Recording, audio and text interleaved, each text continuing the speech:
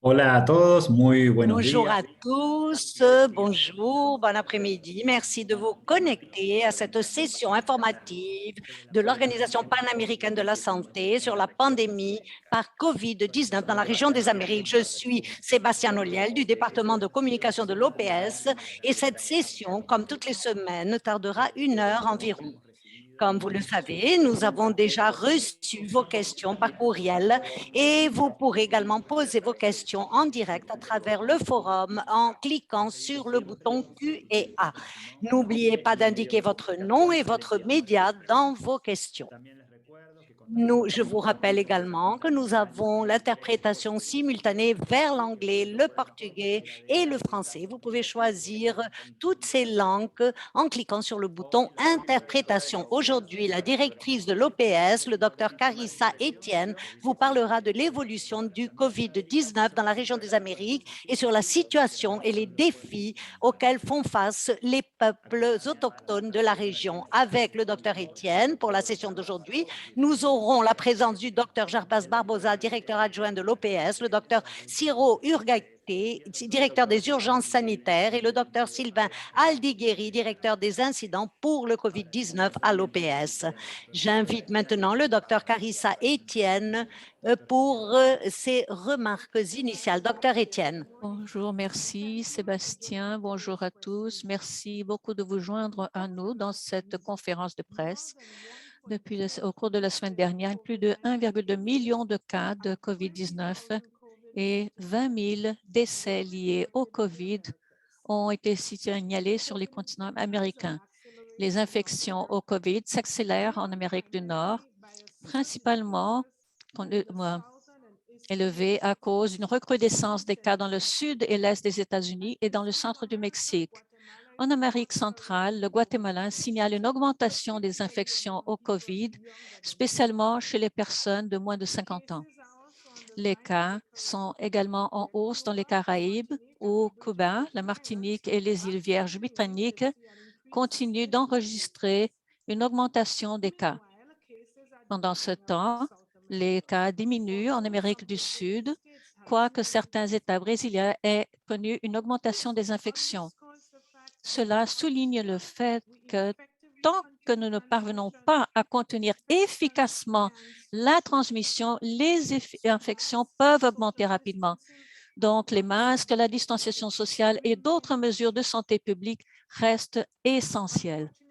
Malheureusement, cette semaine, nous avons également une autre sombre étape de la pandémie. Plus de 2 millions de personnes sur le continent américain sont mortes de complications liées au COVID-19. C'est à peu près la population de Houston au Texas. Et cette perte est lourdement ressentie dans nos cœurs et nous rappelle avec angoisse que nous devons agir de toute urgence pour éviter de nouvelles souffrances. Aujourd'hui, les vaccins, qui sont une lueur d'espoir pour contrôler cette pandémie, sont encore hors de portée pour beaucoup trop de personnes sur le continent américain. Seulement 18 des personnes en Amérique latine et dans les Caraïbes ont été entièrement vaccinées contre le COVID-19. Pendant alors que cette pandémie nous a tous touchés, aujourd'hui, je souhaite mettre en lumière les défis auxquels sont confrontées les communautés autochtones. Les Amériques abritent plus de 62 millions de peuples indigènes qui représentent un riche tissu de langues, cultures et sociétés. Et bien que chaque groupe soit unique en soi, où que l'on regarde, nos communautés autochtones sont plus vulnérables aux infections de COVID.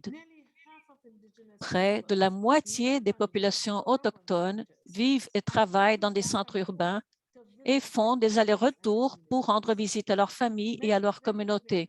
Beaucoup de ces personnes vivent dans des sociétés communautaires qui rendent très difficile la pratique de la distanciation sociale et de l'isolement. Ensemble, ces mouvements et rassemblements fréquents créent des opportunités pour que le COVID se répande.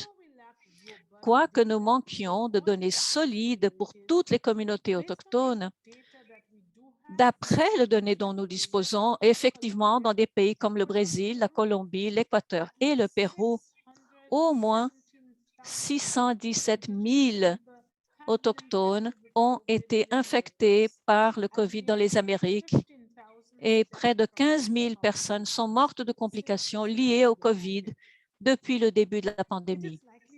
Il est très probable que beaucoup d'autres personnes aient été infectées et soient mortes, mais nous ne le savons peut-être pas parce qu'elles ont eu du mal à obtenir le soin de COVID qu'elles méritaient.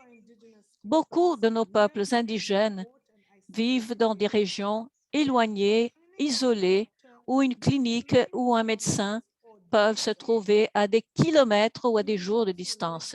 Même ceux qui vivent dans les centres urbains sont confrontés à des barrières invisibles comme la langue, la stigmatisation, la pauvreté, qui peuvent rendre les soins de santé inaccessibles.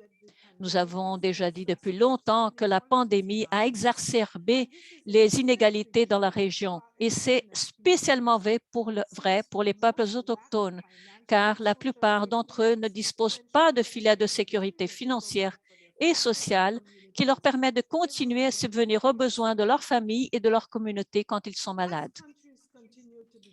Alors que les pays continuent d'être confrontés à la COVID-19, nous leur demandons de donner la priorité aux besoins des peuples autochtones.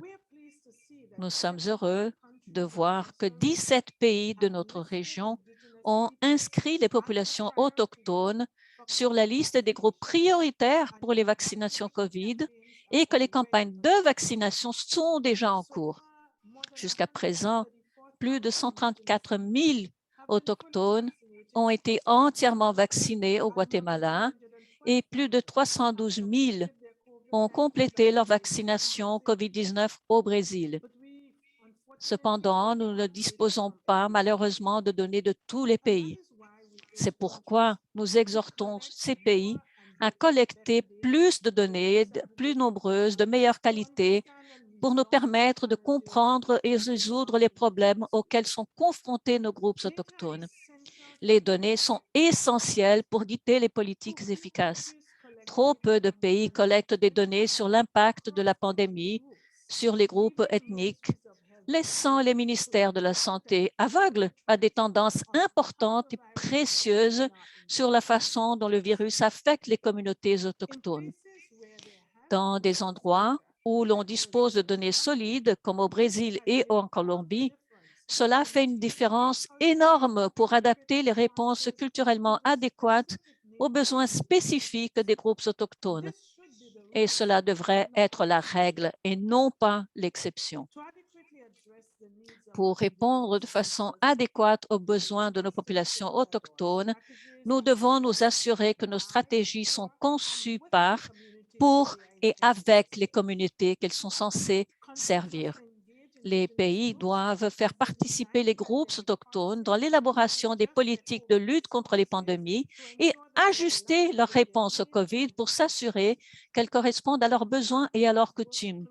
OPS a travaillé en étroite collaboration avec les organisations qui représentent les groupes autochtones de notre région, comme le FILAC, le Fonds pour le développement des peuples autochtones d'Amérique latine et des Caraïbes, et le COICA, le coordinateur des organisations autochtones du bassin de l'Amazone, pour émettre des recommandations culturellement appropriées aux pays de notre région. OPS a également soutenu une campagne de vaccination transfrontalière pour atteindre les communautés indigènes dans les régions amazoniennes de Colombie, Équateur, Pérou et Bolivie, où nous avons vu l'importance des dialogues interculturels pour l'obtention d'un soutien pour la vaccination COVID. Finalement, les pays doivent élargir l'accès à la santé, surtout pendant cette période de pandémie. Les communautés autochtones ont compris depuis longtemps que la meilleure façon de fournir des soins est de les rendre disponibles au sein des communautés où ils peuvent répondre aux besoins du plus grand nombre de personnes possible près de chez elles. À mesure que les pays développent leurs capacités en matière de soins de santé, elles doivent veiller à ce que les agents de santé soient sensibles aux besoins et aux langues des communautés indigènes et qu'ils respectent la tradition de la médecine ancestrale qui est encore pratiquée par un grand nombre des peuples autochtones. Alors, pendant que nous commémorons la prochaine journée mondiale des peuples autochtones, nous devons nous rappeler que pour beaucoup de ces peuples autochtones, le droit à la santé est encore une promesse non tenue. Alors que nous continuons à être confrontés à la pandémie, nous devons veiller à ce que nos réponses et nos campagnes de vaccins anti-COVID ne creusent pas les inégalités dont souffre depuis longtemps notre région. Au contraire, nous devons utiliser cette pandémie comme une leçon.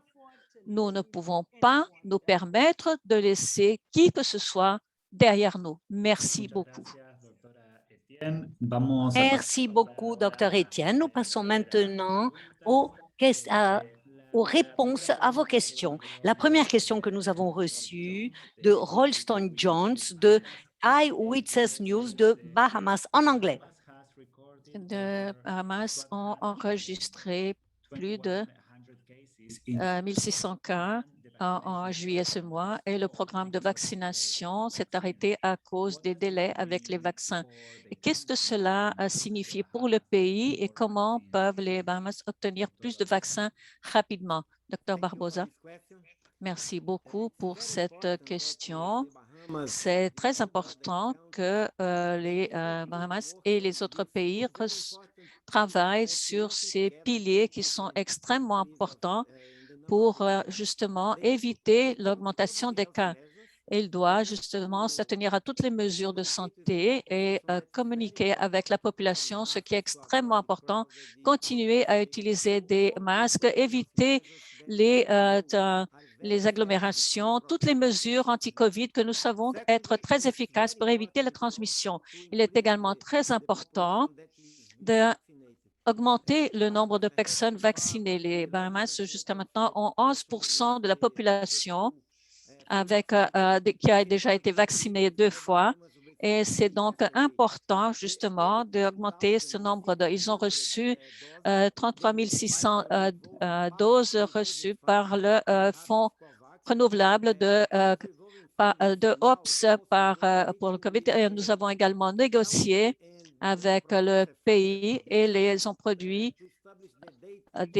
justement et établi des dates pour l'établissement de 57 000 doses qui seront livrées et le Fonds renouvelable de OPS travaille également avec le gouvernement des États-Unis et avec la COIF pour faciliter la donation d'environ 4 millions de doses des États-Unis jusqu'à la fin novembre pour les pays des Caraïbes.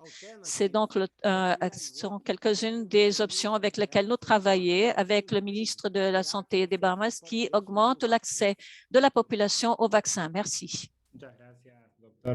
Siguiente pregunta es de Chris Vilches, periodista de Zona País del grupo El Comercio en Perú, y dice, ¿qué nuevas evidencias hay en torno a la variante Lambda? Pues sigue siendo predominante en más del 70% de los casos positivos por SARS-CoV-2 en el Perú. Y dice que de acuerdo al Instituto Nacional de Salud, es responsable de la letal segunda ola de coronavirus en el país.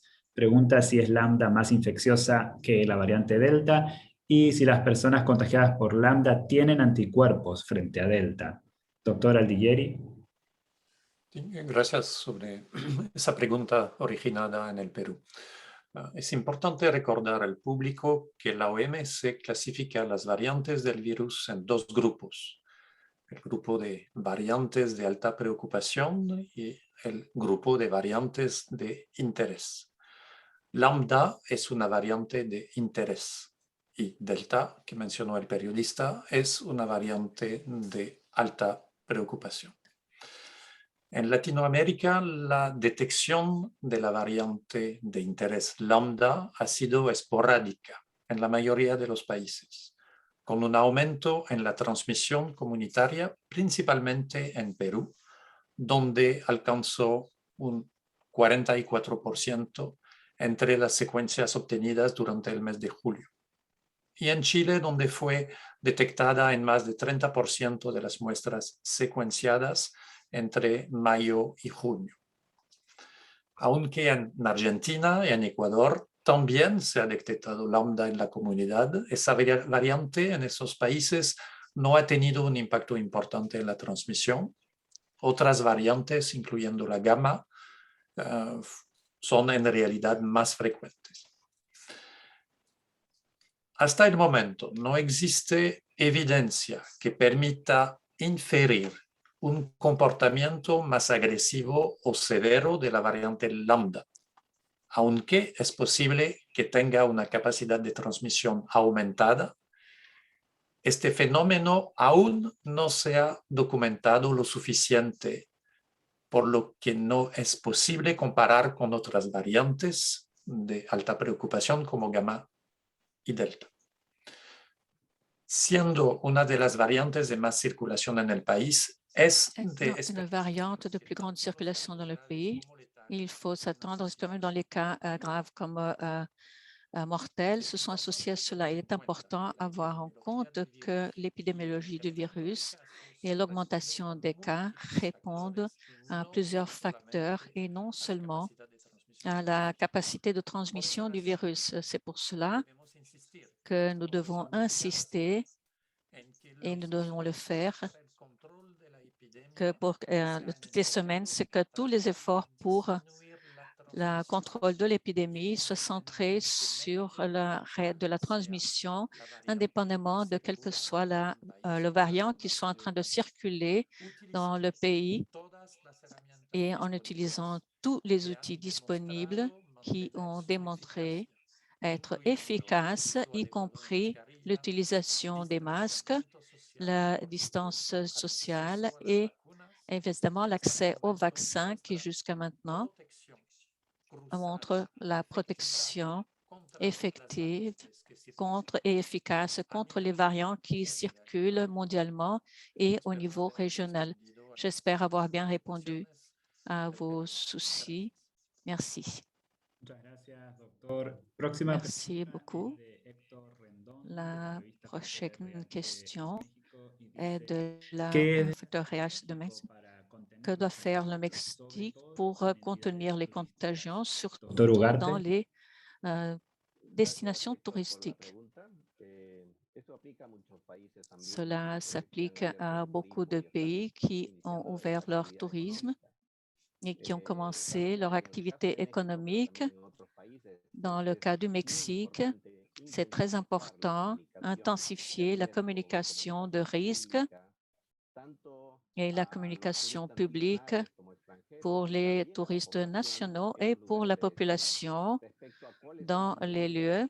Et nous devons voir quelles sont les mesures de santé publique qui doivent être mises en pratique à tout moment en suivant l'état de la pandémie. Il est également important d'augmenter la quantité de personnes vaccinées dans ces régions pour réduire les risques des cas sévères et les hospitalisations dans les populations locales. Et bien sûr, ce serait dans les destinations touristiques, il serait important également que tous les travailleurs dans le secteur touristique soient bien informés et bien formés pour pouvoir se protéger eux-mêmes, faire la gestion des risques là où ils font justement les activités et protéger les touristes. Cela, c'est très important parce que c'est très clairement avec les nouvelles variantes et l'arrivée de personnes de plusieurs endroits, c'est très difficile d'essayer de calculer exactement quel est le nombre, la transmission.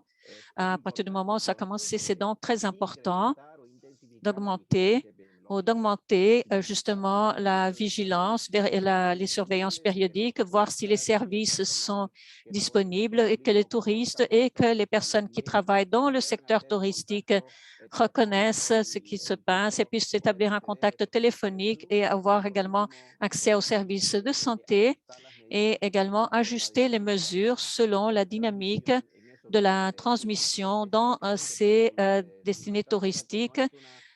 Ainsi,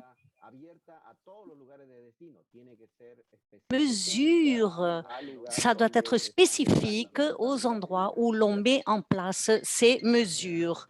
Merci, docteur. J'aimerais maintenant, il me faudrait la question suivante est liée également au Mexique de Manuel Severino de Eje Central qui nous dit qu'en Grande-Bretagne, les infections pour les mineurs ont augmenté. Et est-ce qu'il y a une des indications que Delta cause des symptômes beaucoup plus graves? Docteur Alighieri, s'il vous plaît. Merci beaucoup sur cet ensemble de questions sur l'impact des variants.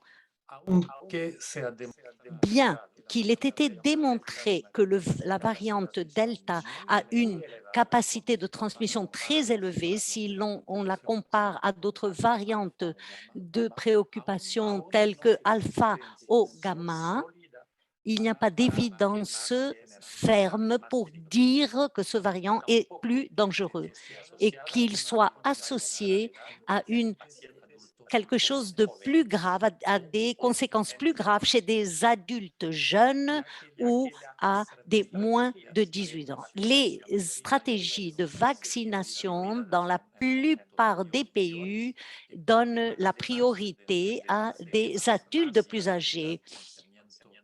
Outre les mesures de distanciation sociale et de protection personnel. Il est possible que l'accumulation de populations plus jeunes et qui n'aient pas encore été vaccinées cause un déplacement des courbes épidémiologiques vers d'autres groupes plus susceptibles. Il est important de voir que les mesures de contrôle telles que la distanciation sociale tentent à se relaxer chez les populations les plus jeunes. Néanmoins, je dirais que nous avons besoin de plus d'études pour déterminer l'impact véritable causé par le variant Delta et d'autres variants concernant les hospitalisations et concernant la gravité de la maladie en tenant compte en outre des différents groupes. J'espère avoir répondu à votre question. Aux journalistes du Mexique. Merci, docteur. Maintenant, j'aimerais passer la parole à Manuel Palomino de Radio Palomino au Chili pour poser sa question. Manuel, est-ce que tu nous entends? Tu peux poser ta question en direct, s'il te plaît. Sí, ahora. No, todavía no lo estamos escuchando a Manuel. Nous n'entendons pas Manuel. Je crois qu'il y a un problème avec l'audio, mais j'ai la question ici de Manuel Palomino de la radio ADN du Chili qui nous demande, il dit qu'au Chili, nous avons atteint 80% de la population cible avec un programme complet de vaccination, ce qui coïncide avec une baisse significative des cas. Et il demande, pensez-vous que le Chili aurait atteint une immunité collective? Docteur Barbosa, s'il vous plaît. Merci pour cette question, Manuel. La question d'immunité collective ou de troupeau ou de communautaire est un concept qui est utilisé pour des maladies qui sont que l'on peut prévenir et grâce au vaccin.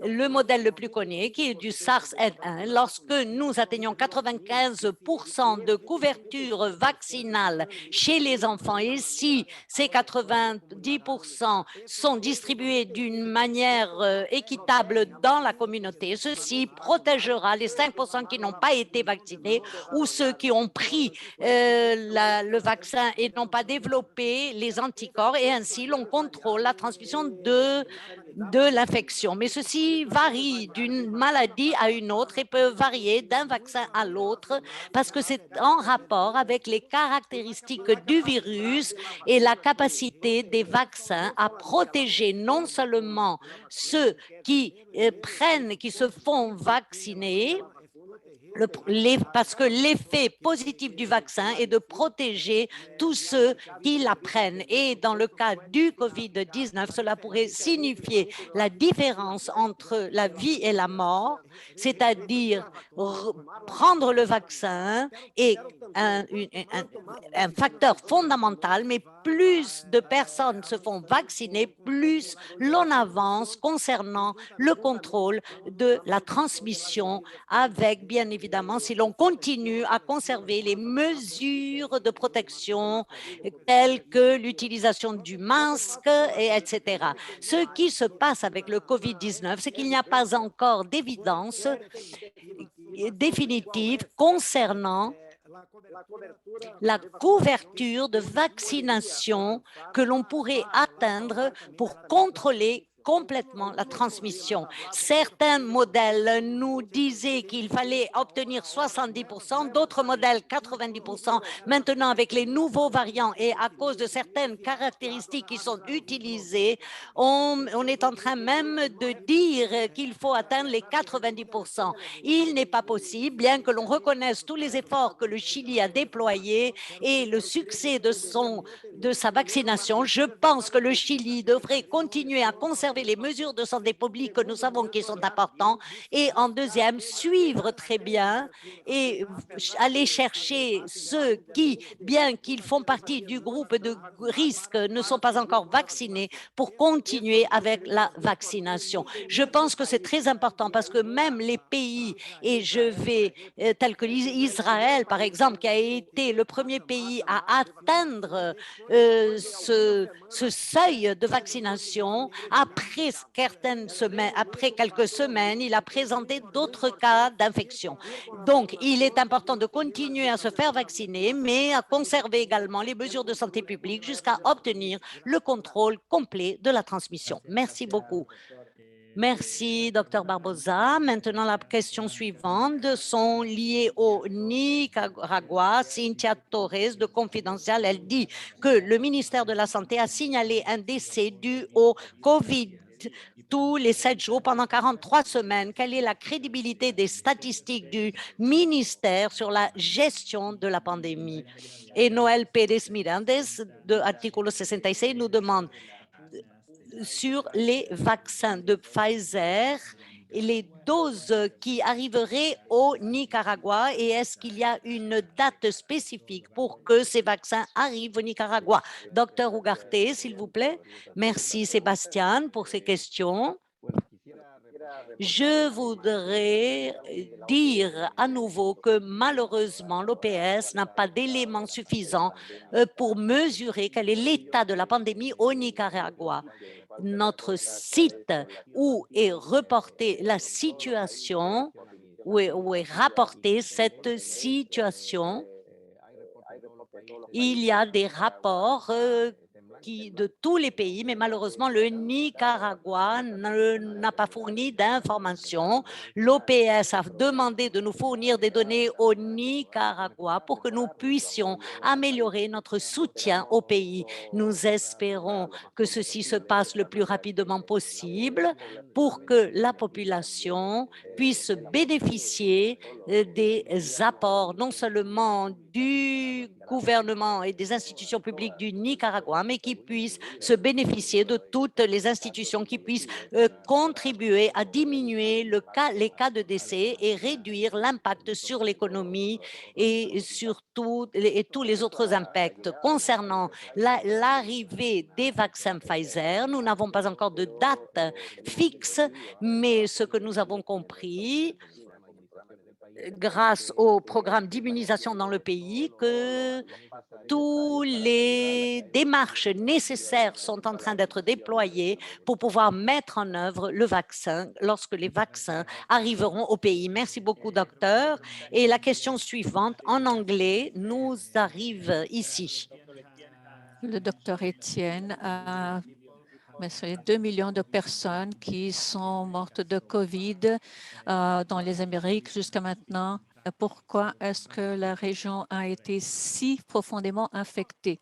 Docteur Etienne, merci beaucoup de cette question. Et je veux commencer d'abord par exprimer mes condoléances à toutes les familles et aux personnes aimées de ces membres de la famille de ceux qui sont morts de COVID. Nous pouvons dire qu'il y a plusieurs raisons pour lesquelles les Amériques aient été si fortement affectées par cette pandémie. En premier lieu, nous savons que la science est importante. La science est fondamentale pour concevoir des façons d'éviter la contamination et certains pays ont préféré ne pas suivre les recommandations scientifiques et n'ont pas pris les mesures pour contrôler la transmission basée sur la situation épidémiologique. En deuxième lieu, l'Amérique latine et les Caraïbes, comme vous le savez, nous sommes marqués par une grande inégalité avec de hauts niveaux de pauvreté et un secteur de travailleurs qui manque de protection sociale. Les conditions d'habitation dans ces communautés plus pauvres sont absolument précaires avec beaucoup trop de personnes, un manque d'eau et manque d'assainissement. Si vous vivez dans des conditions précaires, tout le monde vivant avec tout le monde, si vous devez sortir tous les jours pour alimenter votre famille, si vous vivez en protection proche d'autres personnes, en proximité et qu'il vous est impossible de maintenir les mesures sanitaires qui vous protégeraient votre famille. Et c'est la situation de millions de personnes dans ces pays. Et c'est pourquoi il nous faut justement donner de l'appui à ces populations vulnérables qui se trouvent dans ces conditions en donnant des mesures de protection sociale et leur assurant justement l'accès aux vaccins et à la moyens de protection. Avant la pandémie, beaucoup de personnes avaient déjà des problèmes avec l'accès aux soins et à la santé. Et cela s'est vu déjà justement dans les systèmes de santé où nous avons dû justement dévier les travailleurs de la santé pour s'occuper de ceux qui avaient été affectés par la COVID. Beaucoup n'ont pas accès. Certains pays ont pu vacciner plus de la moitié de leur population et en Amérique latine et dans les Caraïbes, seulement 18% de la population ont pu être protégée. Il nous faut plus de vaccins à travers de donations ou à travers d'achats en direct et il nous le faut maintenant. Une leçon que la pandémie nous a apprise est que la santé est un pilier fondamental de la société et de l'économie. Un nouveau virus peut perturber notre vie très rapidement. Donc, il nous faut investir davantage dans la santé maintenant pour pouvoir revenir et être préparés pour les prochaines pandémies. Merci. Merci, Dr. beaucoup. Etienne. Les questions prochaines suivantes questions. sont liées aux troisième dose de la vaccination. Indy Asuero de l'Institut de Médios des Caraïbes nous dit, dans des pays comme la République dominicaine, les autorités ont commencé à administrer une troisième dose du vaccin comme un rappel différent des deux doses précédentes. Quelle est votre opinion sur cette décision? Et Blanca Balades de Milenio dit combien dure la protection de la vaccination et sera-t-il nécessaire d'évaluer ou d'appliquer une troisième dose pour la protection? Et lié à ceci, Jason aussi de NPR aux États-Unis.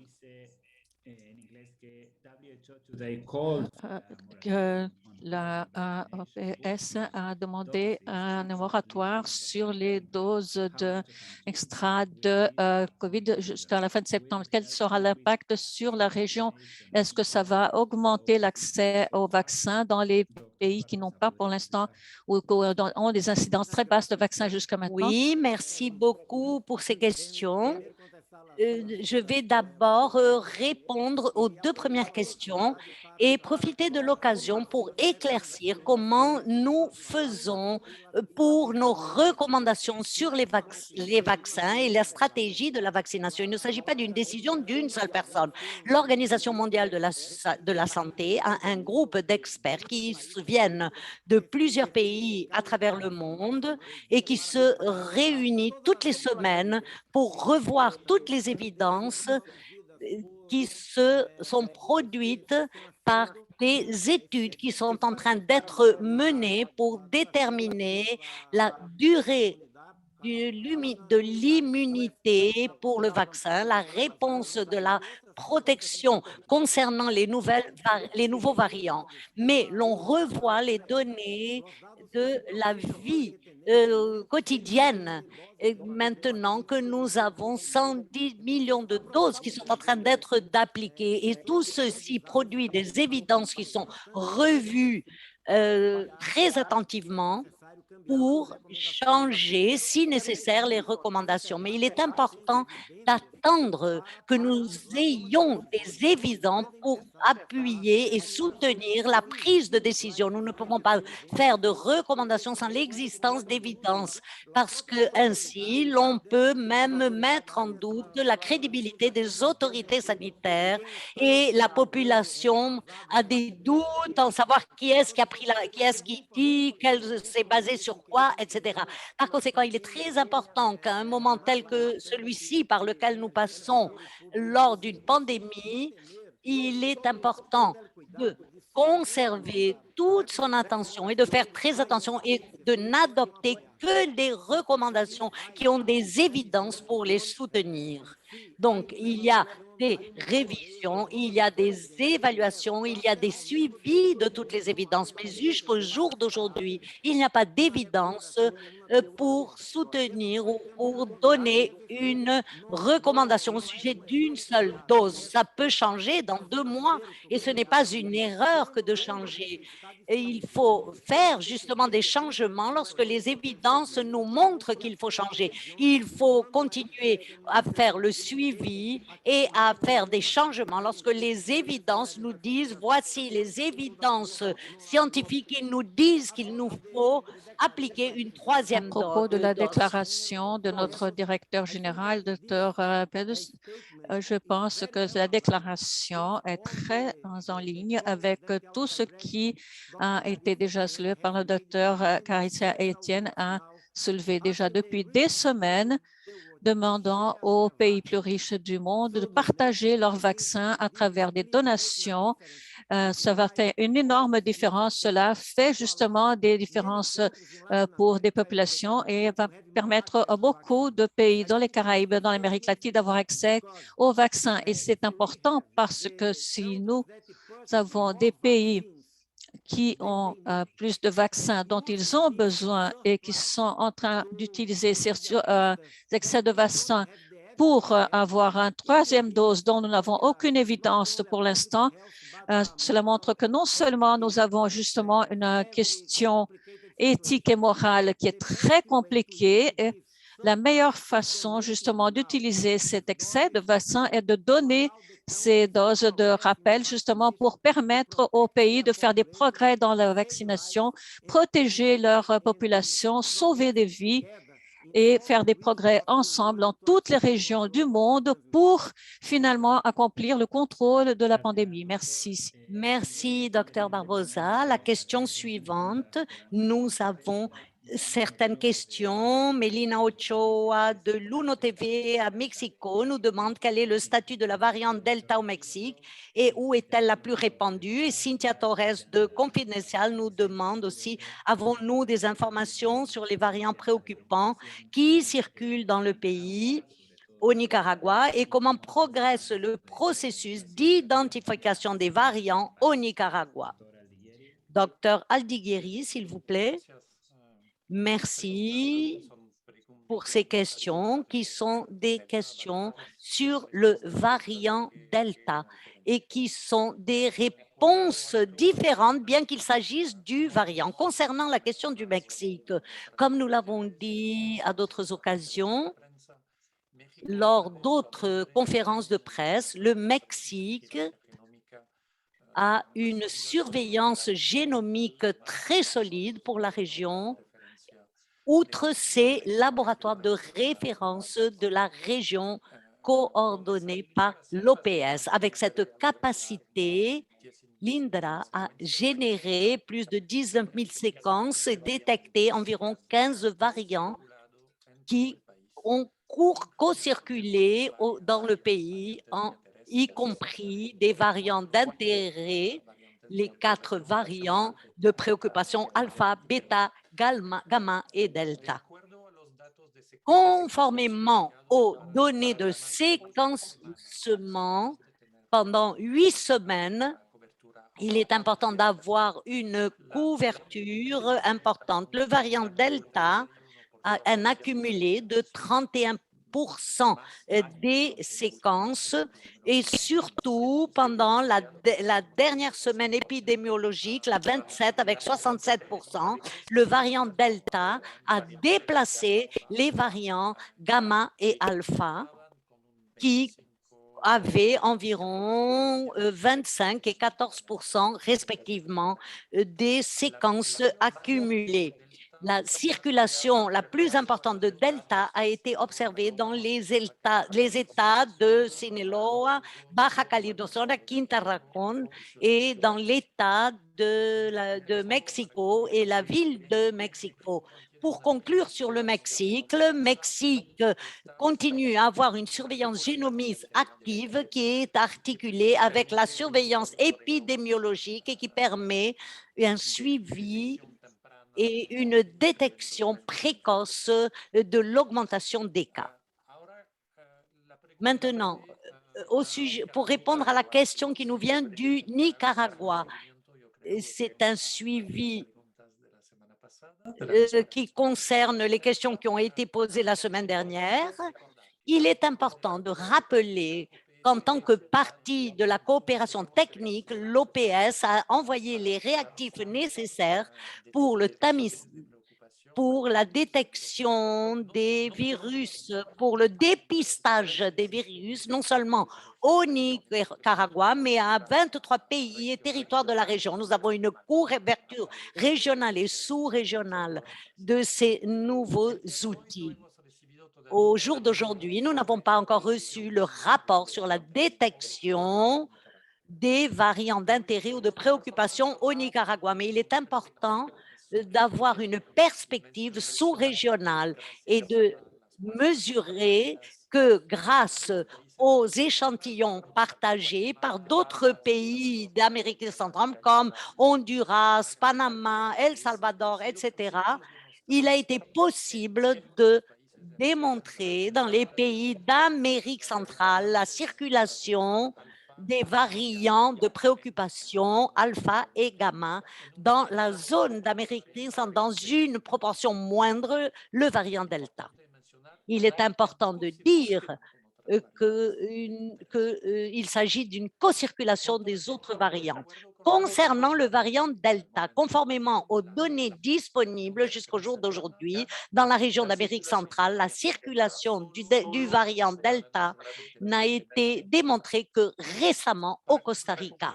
Et pour conclure, la surveillance soutenue nous permettra de détecter à temps l'introduction du variant Delta dans d'autres pays d'Amérique centrale et faire un suivi de très près concernant sa dissémination et de faire des recommandations qui vont recommander le renforcement des mesures de santé publique dans des lieux très précis. J'espère avoir répondu aux deux questions concernant le Mexique et le Nicaragua.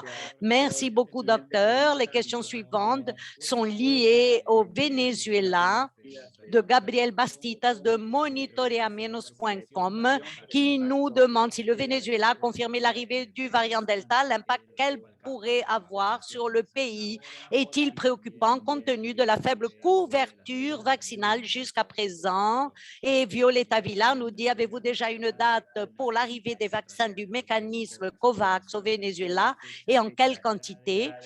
S'agira-t-il d'une seule ou de plusieurs expéditions?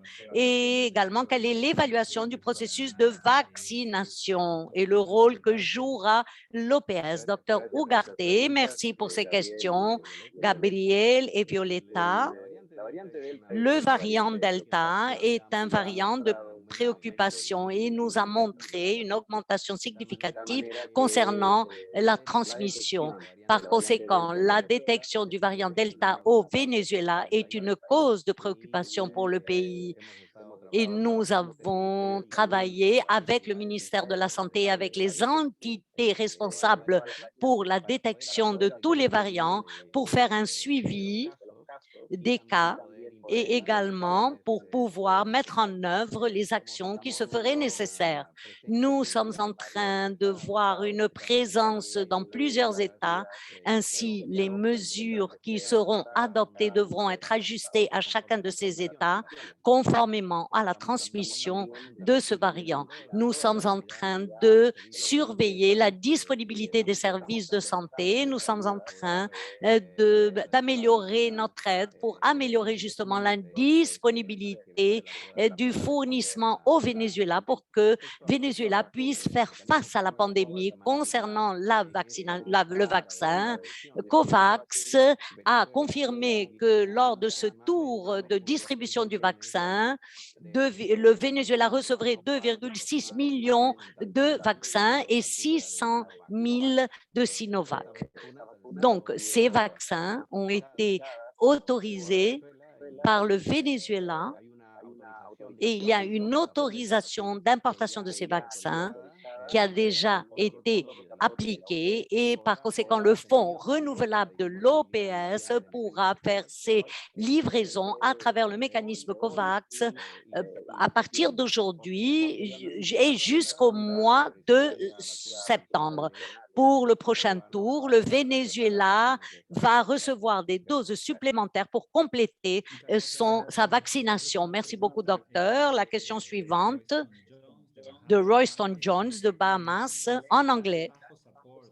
Est-ce que OPS appuie ou a considéré le vaccin obligatoire pour le personnel soignant étant donné justement l'augmentation des contaminations et des morts? Merci beaucoup de cette question. Vous savez que les législations nationales varient de pays à pays, donc OPS ne fait pas de recommandations à propos de vaccins obligatoires pour les groupes.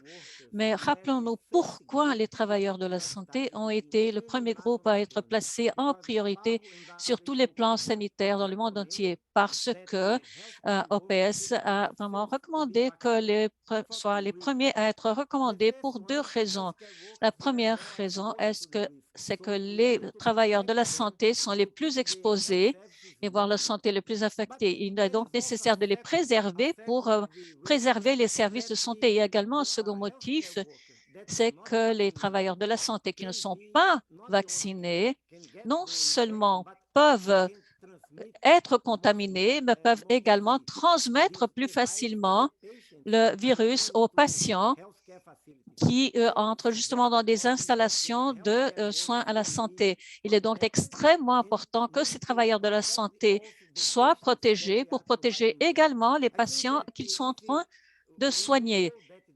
Vous savez, s'il y a des questions et des soucis par rapport à ces travailleurs de la station, nous avons fait une enquête auprès des pays des Caraïbes et nous avons donné notre appui aux ministres de la Santé dans les pays des Caraïbes qui ont soulevé ces questions et les doutes des travailleurs de la santé, justement pour les faire être pleinement vaccinés. C'est une chose extrêmement importante. Il est également important d'établir un dialogue, de les écouter, d'entendre leurs soucis, d'établir justement un dialogue avec les associations de médecins et d'infirmiers et infirmières pour avoir justement une communication ouverte et faire que tous les travailleurs du secteur de la santé soient protégés par un vaccin.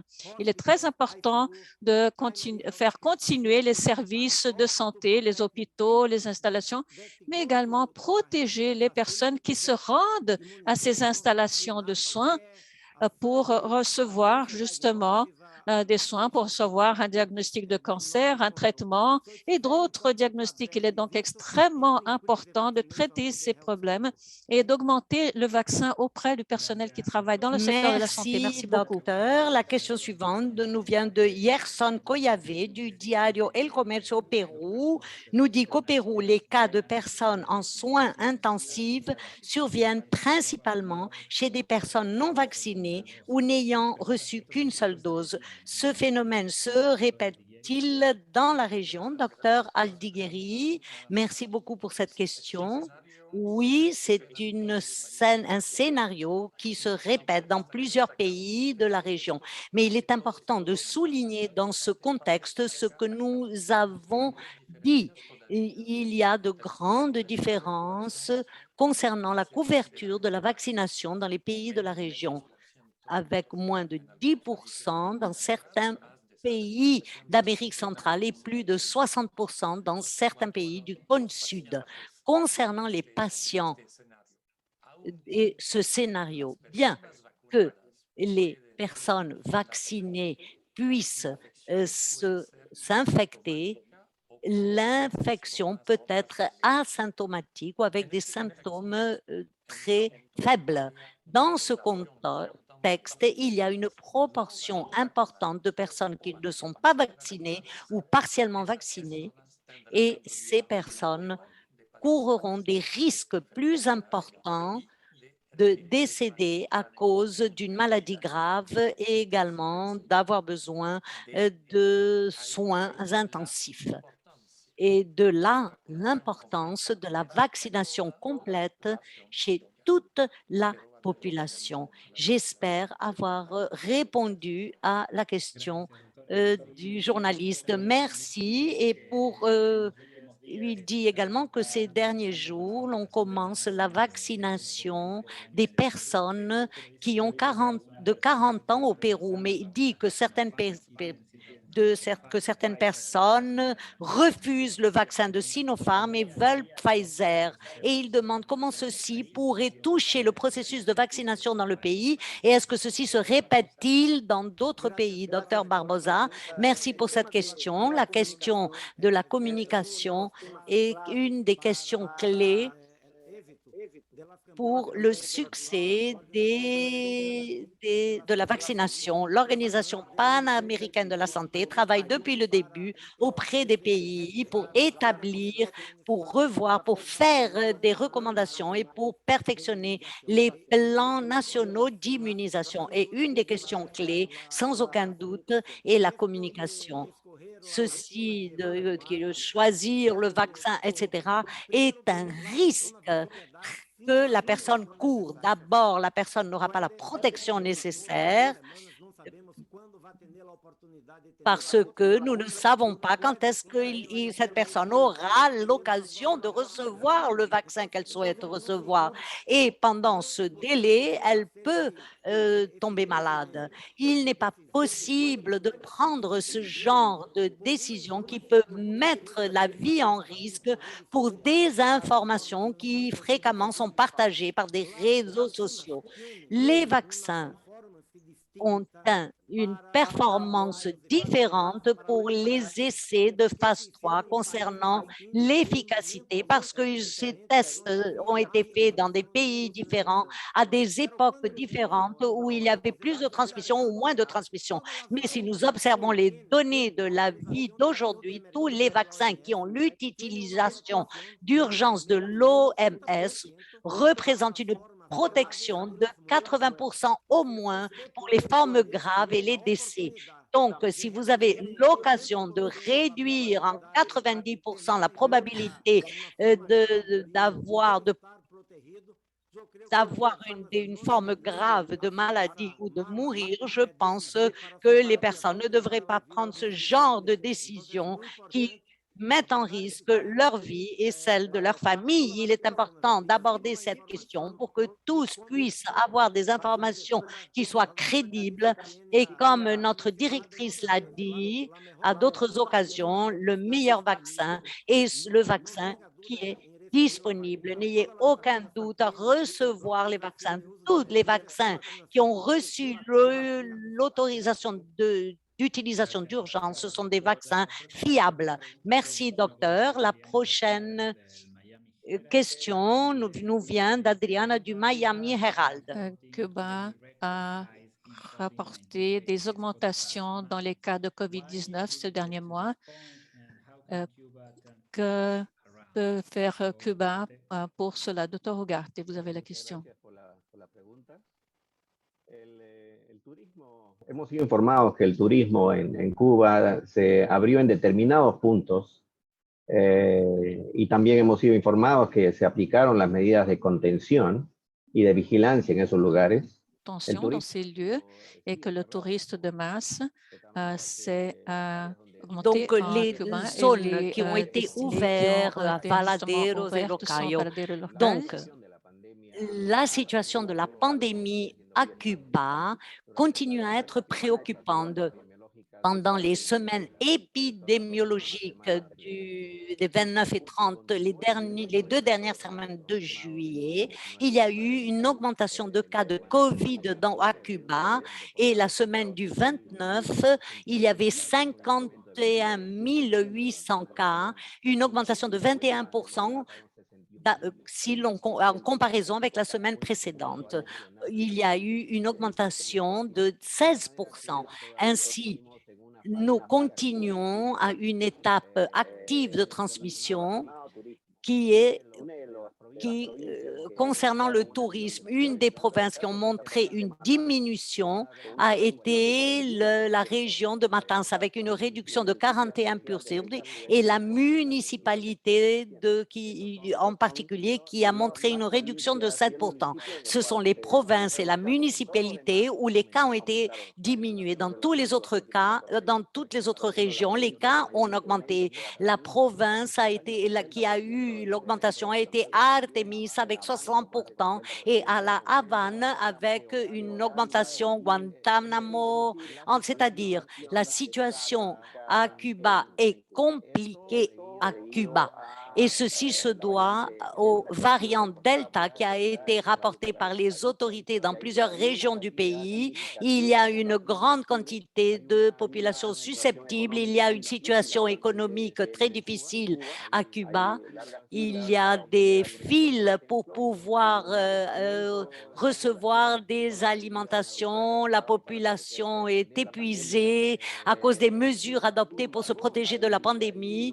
Mais il y a des signes positifs. L'augmentation de la vaccination à Cuba est une augmentation qui est significative et nous espérons que cela va continuer ainsi pour pouvoir réduire les cas graves et les décès. L'impact aurait été pire si la vaccination n'avait pas été commencée depuis le début, surtout concernant le personnel soignant et des régions telles que la Havane. Nous sommes en train de soutenir non seulement pour la réponse au COVID-19, mais au sein d'un contexte humanitaire, nous allons donc fournir de l'aide pour pouvoir compenser la réponse au COVID-19 qui a signifié vraiment des besoins tels que la protection individuelle. Merci, docteur. Nous arrivons à la fin de notre session d'aujourd'hui. Nous avons encore plusieurs questions qui sont liées aux variants Delta. Kevin Ferman à Trinidad et Tobago en anglais. Est-ce que vous pouvez nous donner une mise à jour sur le variant Delta, surtout pour les Caraïbes? Est-ce qu'il y a eu une contamination au niveau communautaire? Et est-ce que le variant Delta est-il plus dangereux? Est-ce que ça va changer les règles du vaccin, de la vaccination, pardon? Je veux répondre donc à ces questions.